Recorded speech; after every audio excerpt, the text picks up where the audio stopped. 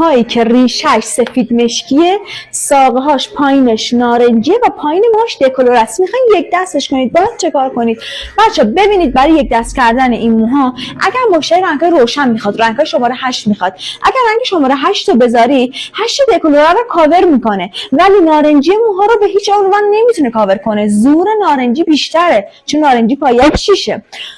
پس اینو کلا کنسل میکنیم. میریم سراغ رنگ‌های 7 دکلوره رو کاور میکنه، نارنجی موهام تا حدودی فقط کاور میکنه، ولی واسه سفید مشکی ها خوبه، پوشش سفیدی داره، واسه مشکی ها خب یه توناژ قهوه‌ای میشه. درسته؟ حالا رنگ شماره 6 استفاده کنید بچه‌ها.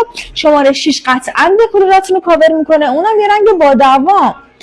و نارنجی موهام که 100% هندلشون میکنه رنگ شماره 6 شون، زوراشون یکیه. و سفید مشکی موهام هم سفیدی ها رو کاور میکنه و یه سفیدی رنگ با دوام بهش میده، هم مشکی ها رو یه قهوه شکلاتی خوش رنگ میکنه. پس شماره 6 بهترینه. اگر خواستین که مثلا 6 طبیعیتون N6 حجم اولتون بود به خاطر سفیدی، میتونید مکملش از رنگ‌های 7 هم استفاده کنید. اگر مشتری خیلی اصرار بر رنگ‌های روشن داشت، 7 بژ، 7 طبیعی، 7 شکلاتی فوق‌العاده عالی میشه.